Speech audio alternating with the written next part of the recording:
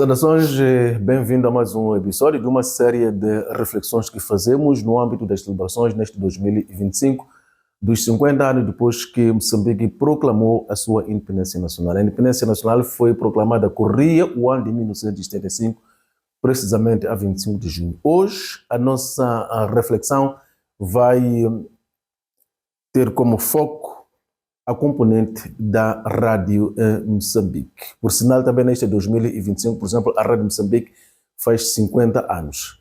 E para pensar sobre o passado, presente e futuro da Rádio Moçambique, nada melhor que trazer a conversa o engenheiro Luís Forte, um grande seguidor desta área, para partilhar as suas memórias. Engenheiro, é bem-vindo para esta conversa nos próximos minutos. Vamos começar assim. Quando Moçambique proclama a independência em 1975, onde é que se encontrava? Eu, na altura, era solteiro ainda, vivia na Malanga. Conhece Malanga, né? A seguir ao Alto Maié. E pronto, militava na altura no grupo dinamizador local, grandes entusiastas da independência, dos ideais da independência.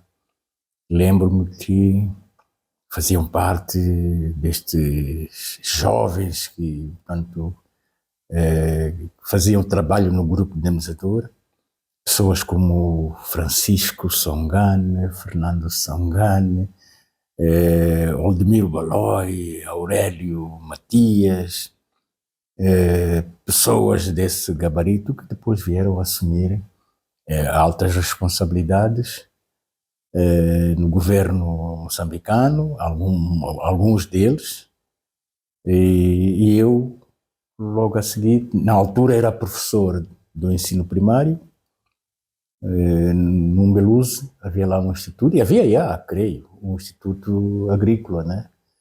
Ensinava cursos básicos da agricultura. Então eu dava aulas na escola primária anexa a esse instituto. O que é que fazia essa escola? A escola primária, oficial, então servia as crianças das centenas de trabalhadores, né, do Instituto e da população local, em redor, lá no Ambeluze. Então eu dava aulas do ensino primário, de primeira a quarta classe. Mas antes tinha feito a tropa colonial? Só tinha feito, sim. Eu fiz a tropa colonial entre 73 e 74. E isso aí na sequência do 7 de setembro, não é? Do 7 de setembro de 74. E então, quando vi a vida civil, a paisana, portanto, eu consegui emprego lá como professor. E considera-se sortudo pelo facto de não ter feito a tropa colonial no pico da Guerra de Libertação Nacional? Se eu considero? Sortudo pelo facto de não ter feito a tropa no pico da Guerra da Libertação. Mas eu, de facto, eu não sou sortudo. Bem, uma coisa é certa, eu cumpri o serviço militar obrigatório. Chegou a combater? Colonial, não, mas eu podia ter deixado a combater. E, inclusive, bem, eu vou revelar, nem sequer é um segredo, é apenas uma curiosidade. Eu, quando saí de Boane, fui para Beira, Boane recruta, Beira, especialidade de artilharia pesada, isto no grupo de artilharia pesada, a que chamavam de GAC-6, grupo de artilharia de campanha. Essa especialidade foi introduzida em 73, justamente quando eu entro para o exército, que era para utilizar obuses de enorme destruição. E então, depois da especialidade, nós seguíamos para Nampula, nomeadamente para a Ilha de Moçambique, Lumbo, sempre na perspectiva de ficarmos ali à espera da chamada para ir combater no norte. Fosse no Songo, que era centro, é verdade, mas então Moeda e todos os aquartelamentos aí assim em redor da Moeda. E, entretanto, dá-se em 74, o 25 de abril, tudo começou a afrouxar, os chamamentos, e justamente quando eu estou para seguir para Omar, onde houve aquele famoso assalto, Omar, etc, etc, e dá-se o 25 de Abril. Mas, antes disso, aí é que já sou sortudo, porque coincide, em meados de junho, é instituído o campeonato de futebol militar da província de Moçambique. Ultramarina. Exatamente, sim, da província ultramarina de Moçambique, né? E,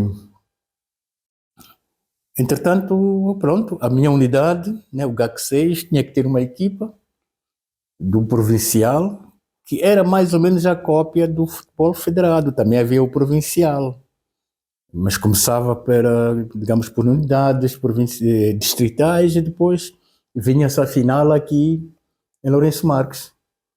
Então, acontece que quando nós chegamos ao Lumbe, éramos centenas, não é? Organizou-se lá um torneio em que havia uma equipa básica, né? Uma equipa base que deveria defrontar várias equipas que se iam formando, não é? Dos novos soldados chegados ao Lumbo, ilha de Moçambique. Então, o jogo durava 20 minutos, e o capitão português, um homem benfiquista, um louco para o futebol. Então, ao fim de 20 minutos do jogo, ele escolhia 1, 2, quando muito 3 dos bons daqueles 20 minutos, separava-os. Era para formar a equipa base para disputar o distrital, né, das unidades de Nampula, para depois vir à fase final, se ficasse pelo menos em segundo lugar. E como éramos muitos, eu entrei na última equipa. Tanto já tinha um lote de escolhidos, e então ia começar o jogo. Entretanto, era hora do almoço. Ok, vamos almoçar, descansar, depois vamos voltar aqui aos jogos. Entretanto, um motorista desse capitão ia levar o capitão para a messe de oficiais, né, ouviu o capitão dizer: pá, Jonas, pá, eu não consigo encontrar um extremo esquerdo, pá. Não consigo, pá, estou mal, como é que a gente vai disputar o provincial militar e tal? E esse Jonas era um grande amigo meu, um motorista desse capitão. Enquanto o capitão almoçava e descansava, ele veio ter comigo: pá, Loforte, para tu não ires à guerra, diz que és extremo esquerdo. Então, voltámos lá ao torneio e tal, não sei o quê. Não, pá, quem é extremo esquerdo aqui, pá? Eu, seguindo as orientações do meu amigo Jonas, eu disse: pá, eu não era extremo esquerdo, não era nada. A verdade é que começa o jogo, tive a sorte de fazer uns bons cruzamentos com o pé esquerdo. E o gajo, pá, já está, fica ali assim. Eu assim não fui para a guerra. Fiquei para disputar o provincial militar.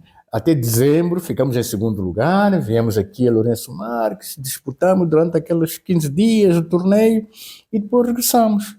Em 74 já não havia mais nada a fazer e portanto, era só ficar à espera pela chamada para o norte.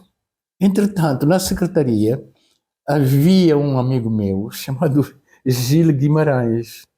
Ele é que elaborava as listas para seguir-se para o norte. Que jogou pelo Costa do Sol depois? Não. Gil Guimarães. Gil Guimarães. Foi da rádio. Sim. Foi da rádio, depois foi para a televisão de Moçambique, depois foi para a Alemanha, Deutsche Welle, etc, etc. Até tem um filho que é chefe lá na televisão de Moçambique, na TV, chamado Amiel Gil, em vez de Gil Guimarães. Então pronto, ele nunca mais me punha a seguir para o norte. Até que tudo acabou, não restava mais nada. Então disse que pá, agora vais ter que ir mesmo, pá. E elaborou a lista e nós tínhamos que ir. Só que dá-se o 25 de Abril. E nunca mais fui para aquilo. O grupo que me precedeu a mim para seguir para o Grupo Amar é o tal que depois sofreu, era uma comunidade que depois sofreu o tal assalto à base Omar, não é? Que até deu em livro do general Mutumuk. Portanto, aquele assalto, eu havia de ter estado lá, mas não estive, por uma questão da tal sorte. mas também por causa do 25 de Abril. E assim é que a história foi. Jean Luís Laforte, quais são as grandes memórias que guarda deste percurso de Moçambique independente nestes 50 anos? Para além da proclamação da própria independência, também o Moçambique logrou preservar a sua soberania. Do seu ponto de vista, quais são outros marcos que registra? Isto além da independência ou depois, Sim, depois da independência? Depois da independência. Na verdade, depois da independência, o que mais marcou a mim foi exatamente a proclamação da independência. Porque estava na Malanga e nós seguíamos em grupo com entusiasmo, a pé, da Estrada Machava, aquela chuva intensa, e nós, sem sentirmos sequer que chovia, só constatávamos que chovia, mas não era um impeditivo de nada. Fomos a pé, ficamos lá à espera de Samara Machel, ele chegou tarde, mas o entusiasmo era tal que nós nem olhávamos para o relógio. E pronto, foi um grande marco para mim. Mas a seguir a independência, o grande marco para mim foi talvez ter conseguido um emprego numa instituição que eu apenas via a uma grande distância. Era coisa de pessoas brancas, o Rádio Clube e a Voz de Moçambique, que eram para nós, para mim a Voz de Moçambique eram aquelas vozes fabulosas, Pachisso, Jorge Langa. Jorge Langa foi depois. Foi depois. O Jorge Langa foi depois. Falo de Pachisso, Silvestre Babuyango, o Gideon Mazzini, Hilda Estevão, Ivódia Raul, Joana Mariana. Quem? A Joana Mariana. Joana Mariana, tudo isto. Quer dizer, Buchile, o casal Buchile, porque sabes que eu cresci no Norte, não é? Pois. E no Norte havia aquela emissão, não é? Chamada Regional do Norte. Complexo Dondo, programas que eram aqui produzidos por várias línguas moçambicanas, por pessoas altamente competentes. Eu saíra daqui de Lourenço Marques para Cabo Delgado em 68, tinha na mente aquelas vozes todas da Voz de Moçambique, além da emissão A, não é? Maria Dalgisa, Fernando Rebelo, Maria Ricardina, e aqueles nomes todos, não é? Corte Real, Eugênio Corte Real, João de Souza, e depois o contraponto, não é? O complemento eram essas vozes da Voz de Moçambique. E quando chegam ao norte, essas vozes todas do norte e do centro a invadir a província de Cabo Delgado ou as províncias nortenhas. Portanto, era uma coisa muito distante de mim. Eram pessoas com um talento que eu nunca poderia sonhar em estar lá. Não digo para falar, mas pelo menos para fazer parte do elenco dessa instituição. De maneira que o ter ingressado na Rádio Moçambique, não é, foi para mim um grande acontecimento. Tanto mais que, de tal forma, fiquei entusiasmado que a primeira coisa que eu, quando entro para a Rádio Moçambique, foi procurar onde é que estavam aqueles meus heróis. Cada vez que conhecia um deles, eu ficava entusiasmado. Eu, quando conheci o Pachisso, afinal, Pachisso, eu apertei. Você como é que se chama? Eu, Luís Laforte. Mas não é para ser locutor. Não é para outras funções. Olha, sabe, eu trabalhei com seu pai em Xai-Xai, na Casa Valente. Eu nem sequer sabia disso. Mas pronto, tudo isso para mim era secundário. O primário era o facto de eu estar a conhecer vozes que para mim eram transcendentes. Esse foi para mim o maior acontecimento. E como é que entra para a Rádio Clube de Moçambique nessa altura? É muito simples. Eu estava a almoçar em casa do meu pai, num certo domingo, foi domingo, e estava também lá a almoçar uma amiga da família, né, que chamava-se, conheceste, se calhar, não sei se conheceste, chamada Judite Baltazar. A Judite Baltazar é irmã do Rui Baltazar, e conheceu o meu pai porque o meu pai trabalhou como chefe da secretaria da Associação dos Naturais de Moçambique. Então, todos aqueles membros brancos que eram os sócios da Associação dos Naturais, não é? Numa instituição, o chefe da secretaria, todos conhecem. Então, esse chefe era meu pai e conheceu essa senhora, a Judite Baltazar, irmã do Rui Baltazar. Então, a conversarmos ali, assim, sobre vários aspectos políticos, culturais, ela faz uma pergunta durante o almoço. Luís, tu tens 5º ano? Sim, eu tenho. Aparece lá amanhã na rádio. na rádio, e a ver se apanhas lá, a ver se eu arranjo para ti um lugar. Vejo que tens umas ideias estruturadas. Foi assim mesmo, ideias estruturadas. E realmente fui lá, faltei às aulas, fui à Rádio Moçambique, apresentei-me perante ela, e estava ao lado até daquela senhora Rosário Tembe, que é Rosário Macamo, na verdade, né? Então levaram-me logo para ir para a entrevista com o Antônio Fonseca e tal, não sei o que. Epá, fica ali, vai ser coordenador das emissões. E foi assim que eu entrei para a Rádio Moçambique. E depois, claro, que evolui para outros setores, né? Yeah. Falava aqui das vozes fabulosas, citou aqui o casal Buchil, a senhora Augusta e Mateus Buchil. Lembra-se que nessa altura as emissões eram gravadas nos estúdios da Rádio Moçambique em Maputo e seguiam em fitas magnéticas para a Beira, exatamente. Sim, mas para o complexo, sim, mas essas fitas eram mesmo para o complexo Beira Dondo. O complexo Beira Dondo foi concebido justamente por causa da luta de libertação nacional. Era preciso, né, desenvolver campanhas da psicossocial, e a rádio desempenha um enorme papel, né, nas campanhas de psicossocial. Nós hoje usamos mal, ainda que a essência seja essa, não é, da psicossocial. Usamos mal, digamos, a rádio, porque tentamos convencer. Nós não tentamos levar as pessoas a assimilar novas coisas, não é?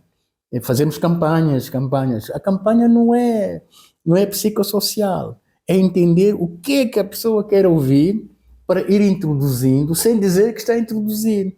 Por exemplo, quando eu sei que a população do sítio X gosta de música assim, eu tenho que dirigir essas músicas. Quando eu sei, quer dizer, é o que fazia a campanha, digamos, o Complexo Beira Dondo, atingir as províncias do norte com música, com hábitos, não é, próprios daquelas regiões. Não sei se sabes que, por exemplo, a introdução da Voz de Moçambique em Cabo Delgado, não é, acontecia, quer dizer, abria uma vez por semana, que era a sexta-feira. E por que sexta-feira? Porque a maioria da população para aquelas zonas é muçulmana. E a sexta-feira é o dia sagrado para eles. Então, enquanto aqui era domingo e sexta-feira, em Cabo Delgado, por exemplo, quando abriu Voz de Moçambique, era só a sexta-feira. Portanto, dirigiram exatamente no ponto nevrálgico mental da população. Portanto, é exatamente isso. É para isso, ou foi para isso que se criou o Complexo Beira Dondo. As fitas eram gravadas aqui, com locutores vindos do norte, do centro, ficavam aqui na Voz de Moçambique só para gravar aqueles programas. E às 6 horas tinham que estar no aeroporto todos os dias. O que isso significa? E esses programas nunca falharam. Eu estava em Cabo Delgado, aquela hora nós estávamos lá, às 8 horas nós escutávamos aquilo tudo. Por que não falhavam? Porque o avião também não falhava. Às 7 horas, o avião levantava voo, logo a seguir estava aterrado na Beira, recolhia esse programa, metia-se nos estúdios na Beira, não é? Havia uma linha dedicada, telefónica, para o Dondo, e o Dondo estava lá, os emissores pegavam nos programas e enfiavam nos emissores. No Dondo não havia locutor nenhum, era só emissores. Estás a perceber, né? Tudo, Maputo, Beira, Dondo. Antena estava no ar, atingia as zonas todas lá. E depois de utilizar as fitas, eram devolvidas a Maputo obviamente, para novas gravações. Normal, sim. E também não falhava, não? Não podia falhar. Não podia falhar porque havia um compromisso, não é? Havia, assim como depois, creio que vais abordar isso, assim como, por exemplo, várias práticas da rádio, não é? Eram, até há pouco tempo, pelo menos, ou até penso que até agora, não é? O rigor é o que marca a Rádio Moçambique. Não sei se continua ou não, mas tudo isso foi herdado da rádio, ou do Rádio Clube de Moçambique. E já agora aproveito para ratificar, né? A Rádio Moçambique não sucedeu ao Rádio Clube de Moçambique, apenas o sucedeu em termos de estúdios, né? Mas, de facto, a Rádio Moçambique nasceu da nacionalização, quer do Rádio Clube, como também da agência de publicidade, rádios, digamos, católicas, tudo isso foi nacionalizado para formar a Rádio Moçambique.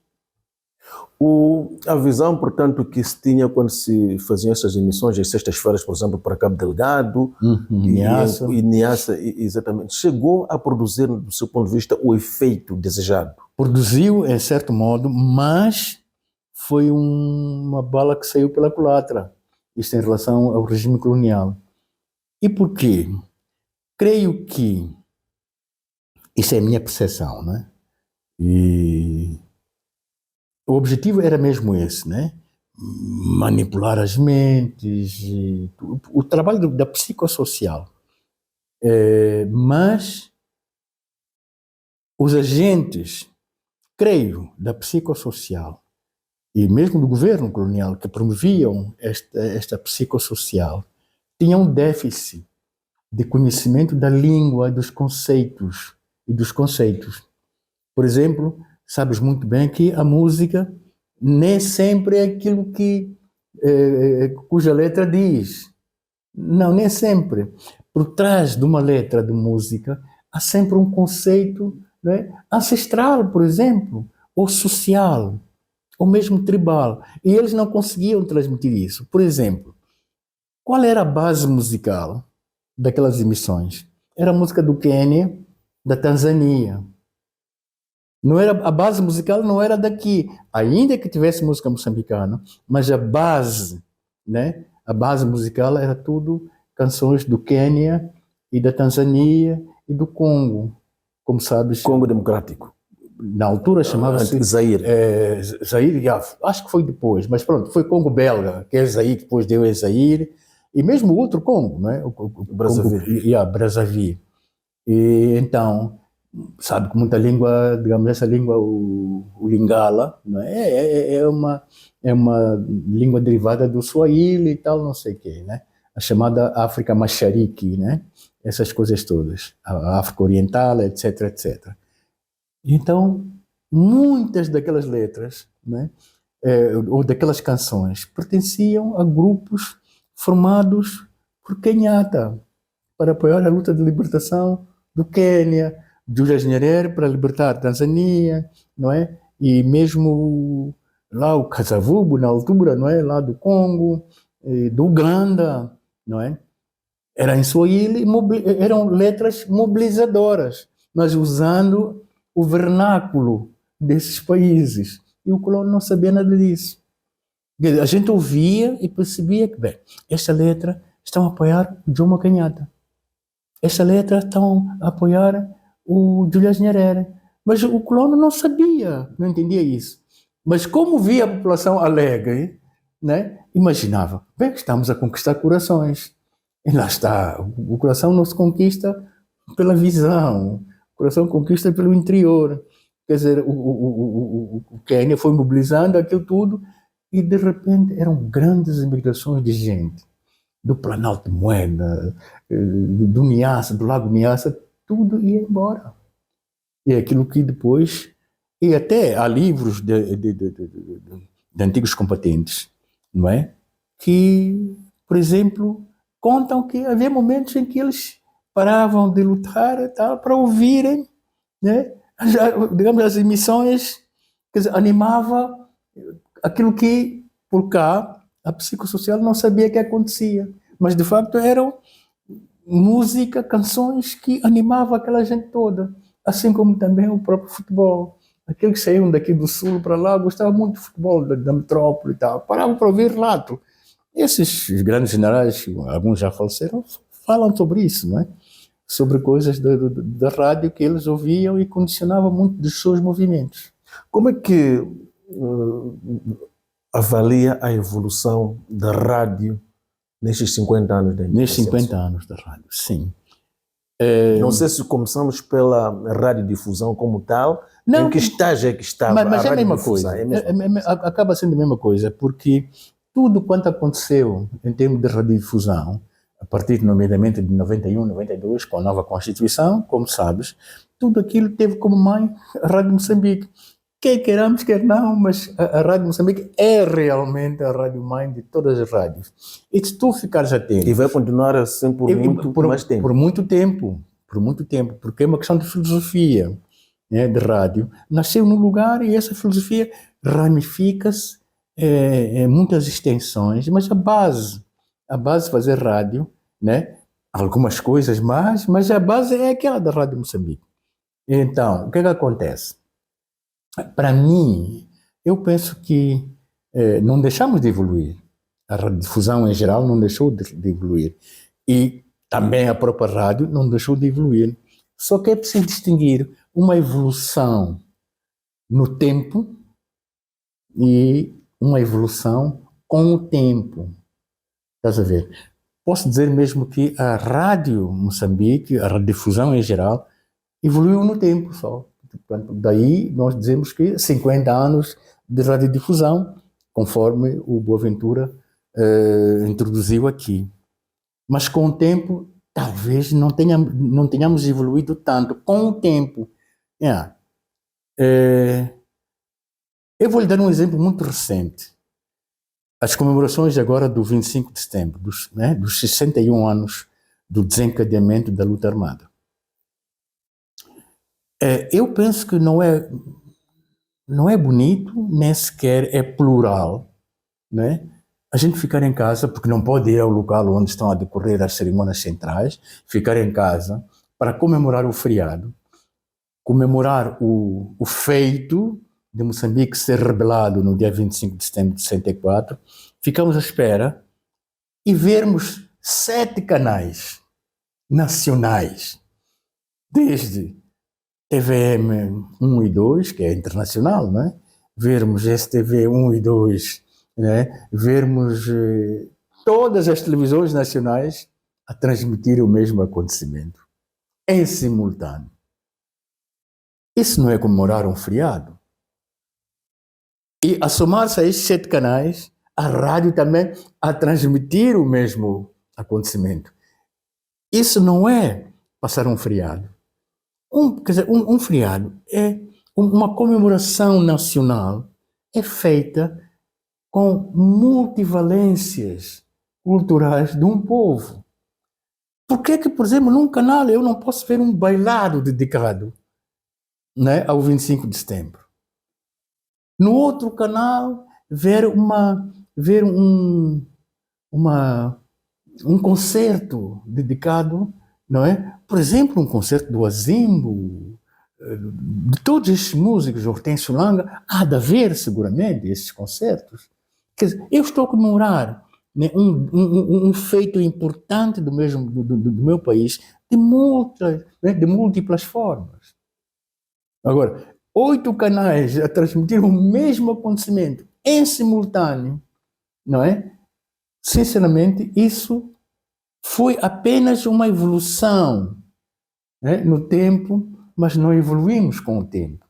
Não estamos a... Penso que, de certa forma, posso dizer que paramos. Paramos por quê, na sua opinião? Pois, paramos. Falta de criatividade, incapacidade. E talvez também condicionamento, eu não sei. Porque seria o condicionamento de que natureza? Talvez política. Né? Seja como for, não me cabe a mim estender o meu pensamento para essas hipóteses todas. Todavia, eu apenas constato, né, que aquilo não se pode fazer.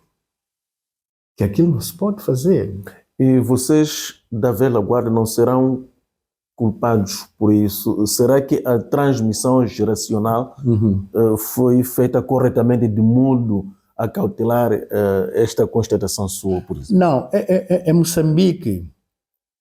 Em Moçambique, o pensamento das pessoas não tem sido determinante para mudar o curso, não é, evolutivo das instituições, das práticas em Moçambique. Tem sido mais a política a determinar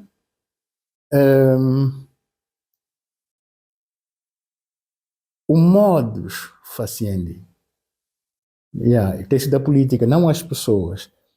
Bem, infelizmente, o que nós temos notado é apenas a velha guarda, né, sentada na sua poltrona a criticar mas também critica porque não pode fazer mais nada, não é? Não pode fazer mais Quer nada. dizer, a velha guarda não tem espaço para opinar, para aconselhar. Exato, não tem espaço, e também porque não lhe deram espaço antes, né? Não lhe deram espaço antes. E depois também, eu posso te confessar, Boaventura, que o problema também foi criar uma mentalidade nacional de que os lugares para se evoluir, para se usufruir de algumas benesses, só depende de afastar os outros. Quer dizer, quando em Moçambique se devia lutar por criar oportunidades para todos, não foi-se afunilando as oportunidades. E quando é assim, a velha guarda não tem papel nenhum. E isto não se passa apenas na comunicação social, ou na rádio, se quiser. Passa-se em vários ou em todos os setores. É no exército, é na política mesmo, não é? Nas empresas. Tudo isto, para tu teres alguma coisa, criou-se a mentalidade de que é preciso primeiro afunilar e depois afastar. Quer dizer, aquilo que a gente podia pensar que a independência podia ter evoluído na perspectiva de criar várias oportunidades, várias áreas de atividade, onde todos podiam sonhar em lá chegar, não é? Não, foi afunilando as oportunidades. E quando você afunila oportunidades, né, as guerras em afastar pessoas experientes intensificam-se. E quase sempre ganham a juventude que adquiriu melhores técnicas de afastar os mais velhos. Isso não se passa só na radiodifusão, passa-se em tudo, até principalmente na política. Na política. Angelo Forte, situa aqui momentos nobres deste país, do ponto de vista de vozes da radiodifusão que deixaram marcas bastante profundas. Essas vozes certamente que emergiram em tempo em que o país não tinha escolas, não se sabe lá muito bem como é que aprenderam a fazer aquilo aí. E no contexto atual, já temos até ensino superior onde se aprende a fazer estas coisas. Como é que distingue os dois grandes momentos dessa geração passada e da geração de hoje, do ponto de vista de fazedores? Exatamente. Olha, em termos de rádio, o que eu acho é que o critério de observação, de recrutamento, tem que ser muito rigoroso. Eu agora, por exemplo, estou a concluir um livro, já está pronto, e tem mais ou menos a sigla dos 50 anos, né? O livro chama-se 50 anos da música ligeira de Moçambique. E o que é que vem lá? Quer dizer, num certo capítulo muito desenvolvido, vem uma exposição de como é que se recrutavam os locutores para a voz de Moçambique. Por exemplo, repara que quase todas aquelas vozes da voz de Moçambique eram professores. Todos eles, Buxile, Augusta Buxile, Patiço, Silvestre Mabuyango, Samuel da Bula, já agora que foi o primeiro, né? Tudo isto eram professores, né? E geralmente pessoas formadas nos centros de formação de professores indígenas em cada província, ok? Aqui no sul era aqui no Alvor, na Manhissa. Todos aqueles locutores que você conheceu, Mabuyango, Patiço, da Bula, formaram-se ali. E depois, as locutoras, onde se formaram? Onde é que se formaram? Formaram-se nos centros associativos. No caso do Ronga e do Xangana, era ali no Centro Associativo dos Negros de Moçambique. Ok? Todos esses, o que é que faziam lá? Faziam teatro, né? Faziam canto coral, aprendiam solfejo de forma científica. Então, a partir daí, vemos que o critério de recrutamento era sempre onde havia pessoas com experiência, ok? Em dramaturgia, leitura de poemas, dizer poemas, teatro, música, conjuntos, não sei o quê. Então, se esse é que é o critério, também podemos usar hoje o critério. Mas muitas vezes o que nós vemos é que muitas instituições, que não só de radiodifusão ou de televisão ou coisa assim de género, as pessoas caem lá de paraquedas porque houve uma recomendação. Veja lá se acolhes aí assim, fulano e tal. Então, tudo isto se vai acumulando. E o que é que dá no final? É um pote cheio de pessoas recomendadas e não de pessoas cujo método de recrutamento se baseou no talento, no critério de qualidade. É por isso que antigamente pareciam que, não tínhamos universidades, não tínhamos escolas secundárias em grande número, mas aquelas que haviam, não é, só produzia talentos. E há como trazer de volta este modelo, adaptando ao contexto atual, evidentemente. Como trazer, né? Como trazer de volta? De volta. Nada se faz sem... Porque isto é como um jogo de... tu tens que montar sempre um esquema em que mexer numa coisa implica ter que mexer em várias coisas. Em cadeia. Em cadeia. E a primeira coisa, digamos, a mexer é a política, não é? É a política. E se tu não mexes na política, tu não mexes o resto das coisas. Não mexes, não é possível. Não é possível. Por exemplo, no tempo colonial, vamos lá, uma forma que havia aqui dos indígenas estudarem, o que era? Era ir para o seminário. Estás a perceber, não é? Então o que é que acontecia? Acontecia que esses estudantes recrutados para ir para o seminário menor, não é? Eram nas escolas, como é que aquelas rudimentares. Eu estudei o ensino rudimentar, ok? E então cada professor, saído, nomeadamente, falo do Sul, né? Saído aqui do Alvor, tinha a missão de observar talentos indígenas de miúdo. E ele educava. É por isso que hoje o Boaventura tem certamente capacidade para ter notado que as pessoas que ainda escrevem perfeitamente bem a língua portuguesa são pessoas desse tempo, ou que estiveram no seminário, ou que estudaram naquelas escolas rudimentares, onde a ideia fixa era aprender bem as coisas, para depois evoluir. Naquele tempo, a fazenda, hoje chamado finanças, nas administrações públicas, estavam pessoas que tinham saído dessas instituições. Hoje também a política tem que dizer que, olha, temos que escolher algumas escolas para detectarmos talentos. Ora, se tu generalizas demasiado as coisas, tu não vais encontrar talentos, não tens concentração suficiente para detectar talentos. E do ponto de vista tecnológico, como que viu a evolução da rádio? Estamos a falar de tempos em que se transmitia em onda média, por exemplo. Exatamente. Hoje é frequência modulada. Sim.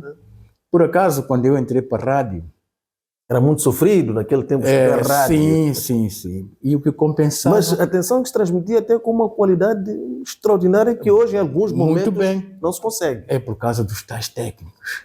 Repara, quando eu entrei para a rádio, eu entrei para o jornalismo, como sabes, né? Fazer noticiários, e depois da coordenação fui para fazer noticiários, depois programas. E o que é que acontecia? Acontecia que os jornalistas, não é, eram também recrutados nos centros de qualidade. E eu, em termos de evolução tecnológica, tenho a sorte de ter entrado no momento em que ainda imperava só a onda média e a onda curta. Mas o que compensava alguma, não digo deficiência, mas alguma falta de qualidade das emissões era também a qualidade dos produtores de rádio. Quer dizer, você podia ouvir mal, você podia sintonizar mal o emissor ou a emissão, mas por causa da qualidade dos programas, dos noticiários, da programação musical, você sacrificava o ouvido. Quer dizer, você perdia alguma qualidade em termos de ouvido, mas ganhavas em termos de conteúdo daquilo que se produzia. Então, a seguir a minha entrada da rádio, algum tempo depois, constato que havia lá um único emissor de frequência modulada, que ficava no 7º andar, como tu sabes. E quem lá podia entrar eram 3 ou 4 pessoas, só para ligar a emissão, sintonizar. Portanto, podíamos ouvir esta evolução. E depois, também vivi esses momentos da transição das emissões em onda curta e a prevalência da onda média. A onda curta foi desaparecendo, sendo desafetada, porque, entretanto, os custos de equipamento não, eram muito elevados. Por quê? Por causa das válvulas. Tudo isto, né, eram cadeias de emissores em onda curta que já a Rádio Moçambique e o país em si não podia suportar. Eu lembro-me que tínhamos conhecimento que no Conselho de Ministros, no tempo de Samora Machel, não é? Às vezes discutia-se uma sessão inteira, discutir como arranjar dinheiro para comprar válvulas para a Rádio Moçambique. Estás a ver o que é isto? O foco, não é? O foco. E depois também, só para saltar algumas etapas, eu assisti à evolução, não da Rádio Moçambique em termos tecnológicos, mas depois integrei um comitê de migração digital na evolução da televisão. Algumas pessoas insistiram, nós temos que também fazer a rádio migrar para a radiodifusão digital.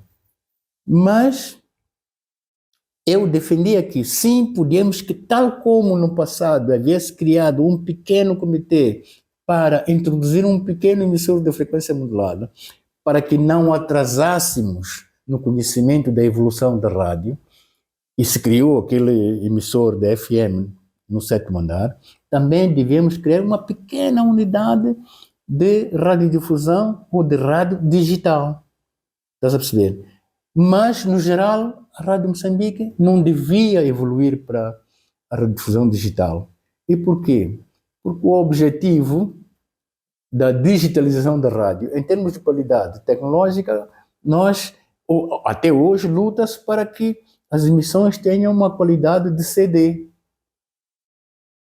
De CD. E, portanto, se tu, Boaventura, sabes que a qualidade de CD e de frequência modulada, a diferença é pequena. Então, para que evoluir se a evolução para a rádio digital implica muito dinheiro? É isso que fez atrasar, ou que condicionou a evolução da rádio. Mas hoje apela-se muito a apoios no sentido de se digitalizar a radiodifusão, nomeadamente a Rádio Moçambique. Então, significa que... A rádio está digitalizada.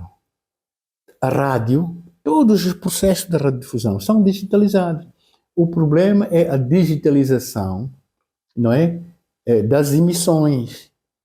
Quer dizer, pegar na onda média, pegar na frequência modulada e digitalizar. Mas o que é, afinal de contas, a digitalização?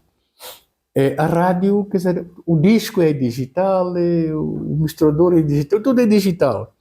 Mas o problema da digitalização, né, implica sair do espectro da frequência, isso na televisão, né, para o outro espectro. Isso é muito custoso. Em termos de rádio, a digitalização, né, implica mudar todos os emissores.